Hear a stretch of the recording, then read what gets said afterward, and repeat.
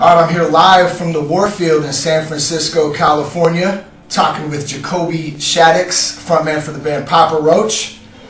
You guys have sold over 20 million records, been rooted in the rock and roll scene since the 90s, and continue to have very successful careers. So, pretty fucking awesome.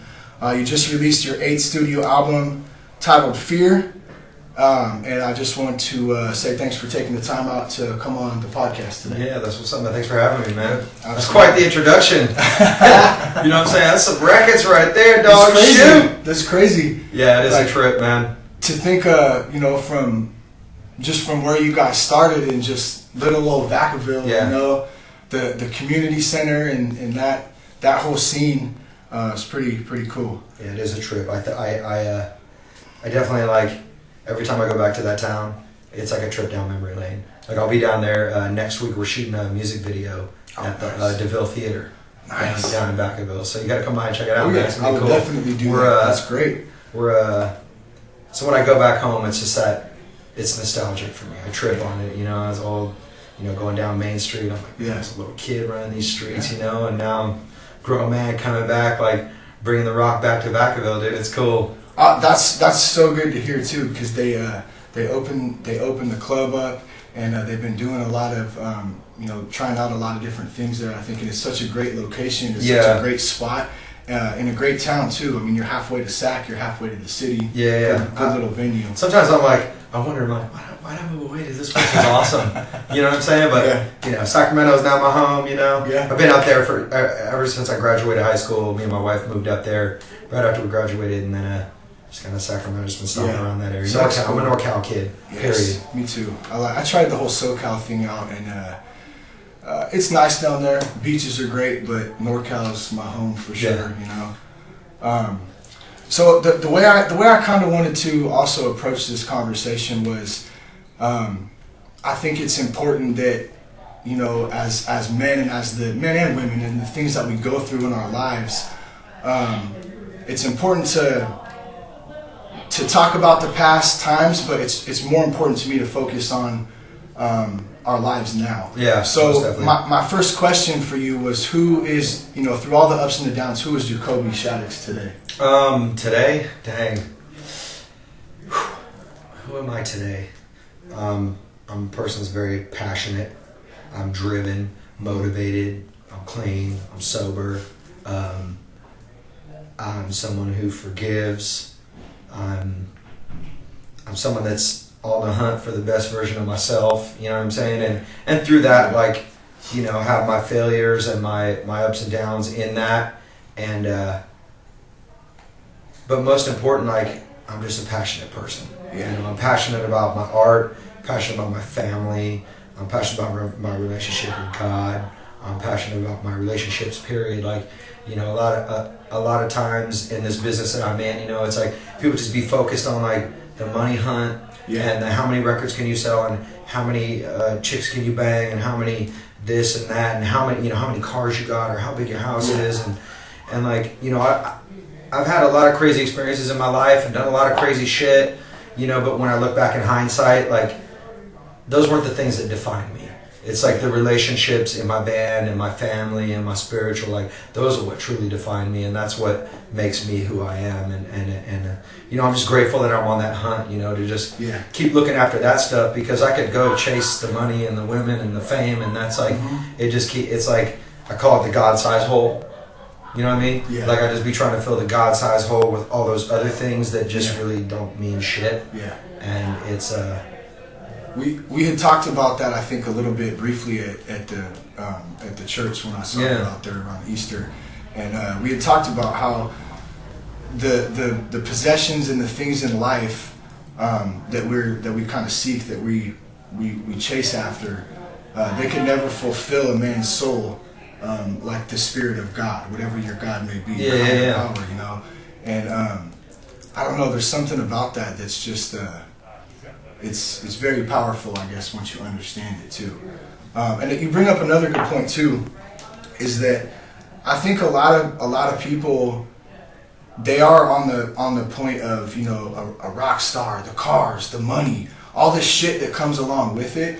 what they don't realize is how much actual work. Like, this is a job. You know what I mean? Like, this is fucking work. Like, you wake up, you know, doing this shit day in, day out, on the road, in the studio. Like, there's so much shit that goes in behind it. The production team, like, everything, the whole surrounding thing. So I think that when you put it in that perspective, you know what I mean? There's so much that goes into it. Yeah, I mean, if you take a look behind the scenes of what we do, it's not just getting on a stage or just writing a song. You know what I'm saying? It's like, it's the whole, it's the creative process, which is for me a blast. You know what I'm saying? I have a great time writing songs and writing, you know, getting creative with my band, and I love performing on stage. But then there's the other side of it where it's, and I'm kind of in the thick of it right now too, because I'm directing music videos now. Really? And I am telling you, dude, the pre-production on something like that is like, it almost had me losing my mind today. I'm like, I got 50 emails regarding all the creative, you know, first AD, second AD, lighting guy, you know, all these things. Yeah. And it's like, when I start to like kind of, I guess when I got clean, you know, I just want to like grab onto more creative elements and like not control everything, but just be creative, because you know, instead of just you're losing just myself. expressing that spirit that has been numb for so long, like that. Like, it's just, there's so much inside that wants to come out. And the same thing when I got clean, like, it was just like, fuck. Like, once I got over all the like the bullshit part of it, like, it was just unbelievable. This person that lived inside of me that I always knew who I wanted to be, but I could never be. You know what I mean? Because it was just, I don't know. No, I totally feel you, man. It's like having that, I guess, gift of clarity in a sense gives us a more focused version on, you know, vision of what we're trying to get after. You know, and it's like, so, you know, I'm getting stuff done. I'm moving and shaking. I'm traveling around the world. You know, and in that I'm doing these other creative elements, and also, you know, a clothing line, pushing that. Nice, dude. You know, just doing things that are kind of outside of my comfort zone that I used to not do before. Yeah. Because I was like, oh, I can't do that. I can't, you know. Look at me, I'm wearing a hoodie right now. Lovers of Lunatics. You know what I'm saying? Like, nice. I'm trying new things, but yeah, it is very busy. A lot of sacrifice. You know, I miss my family a lot. You know, it was like I had a day off yesterday, and I was gonna fly to San Francisco instead of stay on the bus all day, because it was like a 24-hour bus ride. I'm like, dude, I'll lose my mind if I'm on the bus for 24 hours right now. You know, so I'm like, I surprised my kids, flew home to Sacramento, picked them up from school, got tackled by my older son, Mikhail. The kid is like a freight train coming at me, man. He was so juiced. And, you know, I got to spend some time with my little baby, and, you know, hijack the wife. I was like, you're coming on tour with me for a couple days, you know. That's cool. So we, you know, there's those sacrifices that we make. But it's like, it's also, you know, if you look at like soldiers that, you know, fight, you know, and go to war and serve our country, like they sacrifice a lot as well. You know, they're away from their families for 6 months, a year at a time, you know, and ultimately some of these guys pay the price of their life, you know what I'm saying? And so it's like, you see people out there sacrificing, but the thing is, it's, that's very fulfilling in this is that, and I never really kind of paid attention to it before, was the way that what we do and the music that Papa Roach makes like affects people. It lifts people up, you know, and I speak of my brokenness in the music, and I talk about my, you know, my experience, my strength, but then ultimately my hope, you know, in the music, and putting that in it is like sometimes shining a light in a real dark place for some people. And I meet people every single day that are like, dude, this song, your band saved my life. And I'm like, what? Like, before I was like, oh yeah, cool. Yeah, right on. You know, and I was grateful, you know, at the time, but it really never soaked in until now, you know, the last few years, just traveling around and really ultimately seeing how the music like saved my life. You know, and like I threw my, like, music was, because I went through a real dark space where I wasn't into this thing called life at all, and music was the only time that I felt any peace, you know, and so I really see the power in it, and it's changed for me. And so yeah, man, when I meet fans that say this music has moved them or helped them, it's like, cool, right on, like, because we're always looking for that purpose, you know what I'm saying? Dude, that's so. I actually that's one of the questions I actually had for you was War Over Me. That's one of my favorite lines in there. It's, you know, it's I found a purpose. You know, and I think everybody is searching for a purpose in life. Like, we're all, like, no matter who you are, like, you gotta ask yourself at some point, like, what is my purpose? So I mean, obviously, your purpose is helping others through music. Yeah, man. And it's family, been I'm sure, but it's been an interesting path for me. You know, it's like at a young age, I definitely was convicted. You know, in music, I was like, this is my passion.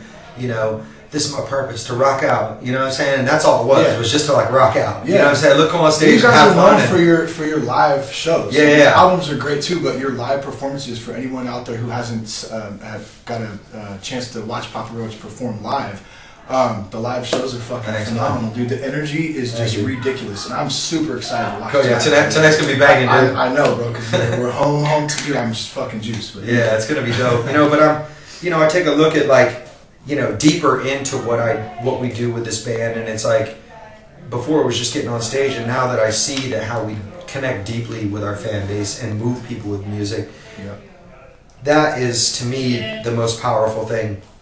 The way that you know, I see somebody's eyes light up after a show, and I meet them, and they're like, "Bro, like, you have no idea." You know, I said it again, I can say it again and again until I'm blue in the face, but it's like that gives me all the times that I get lonely and I'm, you know, missing my family on the road, and I'm tired, and I'm, you know, not feeling too hot. You know, it's like, and then I'll meet somebody like that'll tell me their story or just a moment, and I'm like, it just lifts me.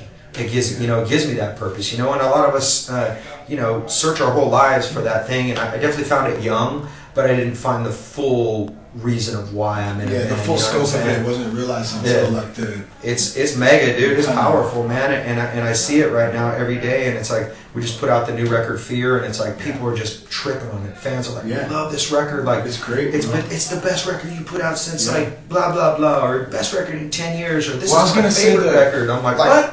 The progression of the you know, all the albums leading up to this one, because I think my favorite album was the second one. Was Love Hate Tragedy? Yeah, that's my favorite one, and that's I feel like this one is very similar to that in a sense. It brings me back to like that certain vibe, but with a more like positive. Like a positive outlook and a positive energy. Not that, you know, there was some other shit, but just the writing style and everything, dude. And my favorite song on this album, Devil. That song, and here's why. Yeah, this is why I wanted to ask you. That's like, one of my favorites too. This fucking battle that we go through between good and evil, and like that old classic, like good angel and bad angel. Like I know I'm a good dude. I know I have a good soul, a good heart, but like there's this thing inside of me that like just wants to like be destructive and just fucking chaotic, but at the same time I know that it's wrong. And I really abused that, like when I was doing you know, what I was doing. And so what's your take on that, man? Like I know you've talked about that before. Yeah, that dynamic is very much alive in me today. You know what I'm saying? I mean, you know, I've been, you know, I'm a Christian, you know, I follow Christ. That's how I understand God. That's my, you know, that's my path, you know. And it's been an interesting path for me because I was very kind of ashamed to admit that to people. You know, like, I think he was some weird dude that's like, you know, follows Jesus. What's up with this guy? I think that's the stigma between religion and a relationship with God. People don't understand it. And so, you know, once I got past that and I really started to like peel back the layers of myself and go, okay, now I have this like spiritual life. It's warfare.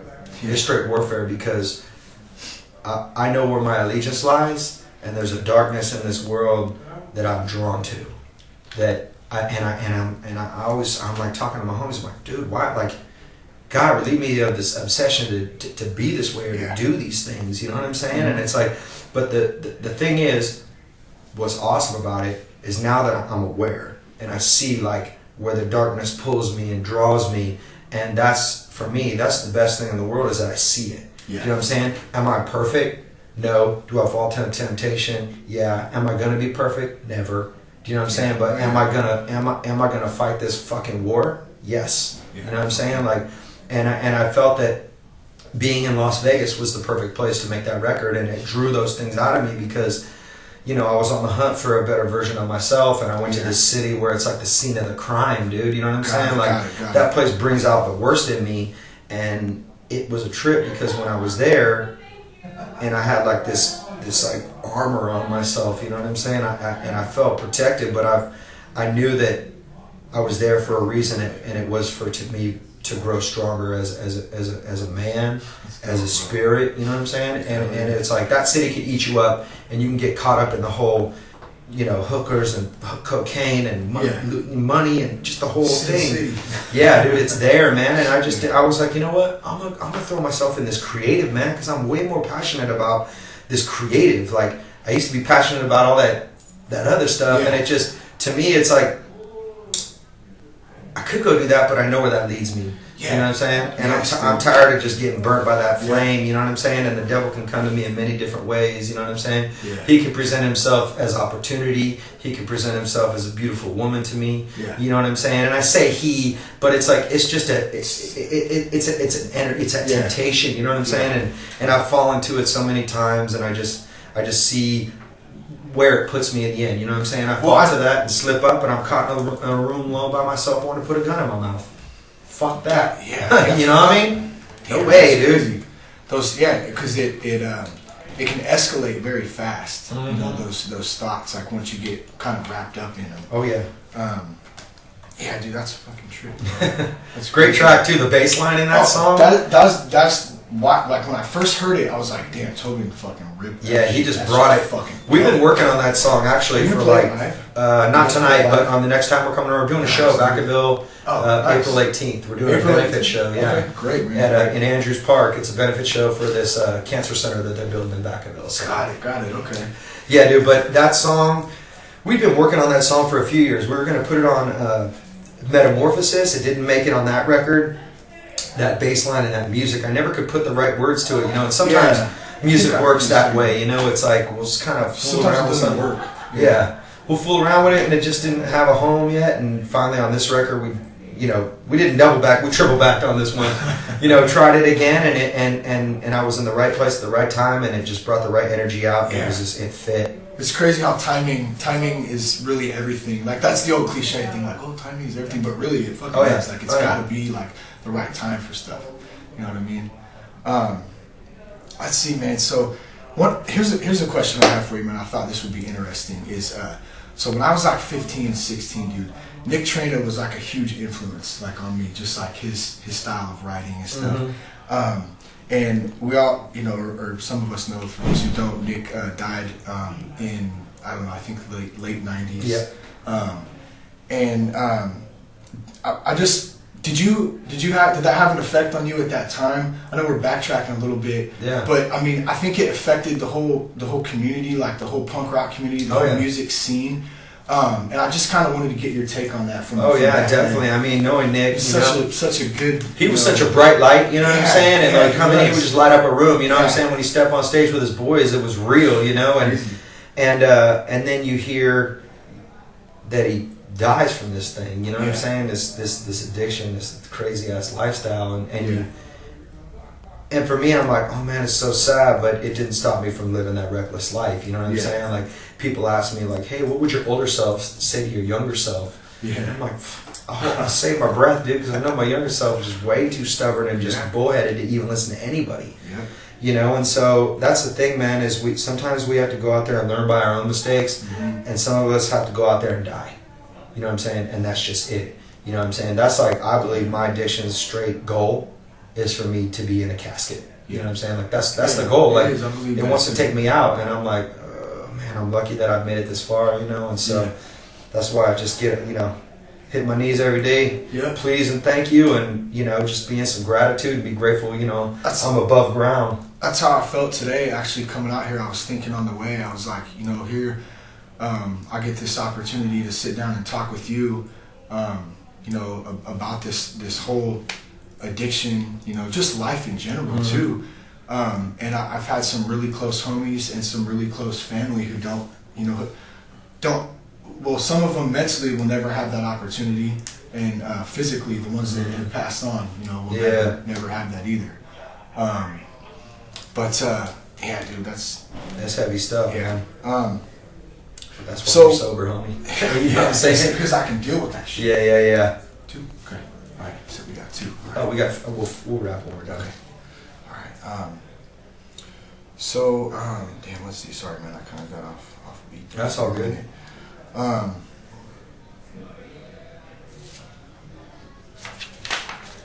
what are some of the practices that you use to help? I mean, obviously being on the road all the time, and being in this business, like you were saying earlier, there's tons of temptations. There's all kinds of shit going on around you. What are some of the things that you use? Some of the tools that you've picked up over time that you can share with some people out there that that help you stay sober? Is it exercise? Yeah. I mean, my routine, it's all over the place. It's like spirit, body, and mind. Yeah. When I'm out of balance and when I'm not focused on one those three things, it's like I get out of whack, so it's like, first off, it's like staying connected with other people that are sober, you know what I'm saying? And that's a must. Support group. Yeah, dude, I got some dudes I do Voxer with all the time. I got a group called St. Francis Group. It's a gratitude list, sober drunks, other musician guys that I'm friends with, and it's a 10 things every day that we're grateful for. And I've been on that list for almost 2.5 years now. Found that early on in my sobriety this time around, and it really has kind of showed me how to maintain this thing out on the road. It's just staying connected with people. Staying fit helps me. I'm saying I'm a little sloppy right now. I got plantar fasciitis in my foot, so I just got steroid shots in my foot, so my foot's starting to feel a little better. That's good, man. It's I don't know, but I know she went through it, and it was. It's hell, dude. It's hell, man. Ooh. So I'm like trying to get into fitness. You know what I'm saying, and keeping my that helps my head. Because when you get out there and do some fitness, it releases serotonin and dopamine in your brain, which lifts your spirits. You know what I'm saying? So been getting into that. I mean, playing rock shows definitely helps, and also pulling myself out of the environment when it gets a little heavy, you know what I'm saying? It's like 2 a.m. It's like everybody's raging. It's like, cool. I'm tired anyway, so I'm gonna go to bed while you guys just rage till the sun comes up. And I'll get up early and have my coffee and do my deal, and and so knowing when to kind of pull myself out of the situation has been, I think, one of the most important things out here. And I had a sober guy on the road with me last couple years. Nice. And that was awesome to have a sober homie on the road. We just do check-ins on the bus all the time. So I don't have him out there with me right now, but it's like, I'm okay. You know what I'm saying? I hit meetings on the road, you know what I'm saying? I stick to that gratitude list, and I just don't pick up. And plus, like, that obsession has just been lifted off me at this point, where I just don't feel like I'm chomping at the bit like, God, I wish I could drink like him. Like, nah, dude, I don't wish I could drink like him at all. I'm cool with being sober. Like, I'm okay with that now. Like, my friends are like, isn't it hard for you? Like, and I use that as an excuse all the time. God, it's so hard to stay sober, dude. You know what I'm saying? My addiction was like perfect excuse, dude. It's hard, bro. You can't do this. It's hard. It's hard if you don't want to stay sober. You know what I'm saying? But if you want to stay sober, it's not that hard. You just do the right thing and don't pick up. Call a homie if you fucking in a place where you want to get fucked up. You call your boy. You know what I mean? It's pretty simple, but it's hard. Well, staying connected, and like you said, man, you're able to, I think when we get to a point where we're able to foresee the outcome of the situation that we're in or that we're putting ourselves in, like, I know, okay, if I do that, these are the consequences. Whereas before, I just either didn't give a fuck, or it was just, I was too stupid to even dude, it was just one-track mind, dude. Exactly. So full-on numbskull. Yeah, dude. So last question for you real quick. To someone out there, listening right now who needs help with their addiction but doesn't know where to start, man, what advice could you give them? I would just say reach out to somebody, you know what I'm saying? Don't be afraid to reach out for some help, and even though maybe your pride or your ego is getting in the way, it's like, if you feel you've reached your bottom and you can't go on, reach out to somebody. It's like, that's just it, man, because if you don't raise your voice, nobody's gonna fix you, you know what I'm saying? And that's the deal, dude, is we gotta want to change, But there's meetings out there, you can call information and call an AA hotline, and there's gonna be somebody that's gonna pick up the phone on you, you know what I'm saying? And anything, dude. Go to I don't care if you believe in God or not, go to your local church or go talk to somebody there. They'll go, check it out, man. I don't know how to help you, but maybe I could find somebody that can help you, you know what I'm saying? You find a lot of people willing to help in those spaces, but yeah, man, just hit a meeting too, like try one out, maybe you won't hear your story the first time, but and you know what, man, sometimes AA isn't up for everybody, but it's for me. You know what I'm saying? Exactly. It works for me. I tried everything else out. It really did. It helped me out in a lot of ways too. And one of the things I wanted to mention too is I've started that sober guy meetings. So I have the first one on the 21st, and what it is it's a live online meeting where people just call in from all around the country, all around the world, and they can call in from the comfort of their own home, car, wherever the hell, and they can sit there. They don't have to talk. They can just strictly listen if they want. That's awesome. Or they can go online and do it face to face. That's dope. Yeah. Oh, I gotta check that. I gotta come check that out. Yeah, dude. I'll keep you posted on it. But hey, man, I know you got to get going, man. Thank you so much, Jacoby, for having or for coming on the show.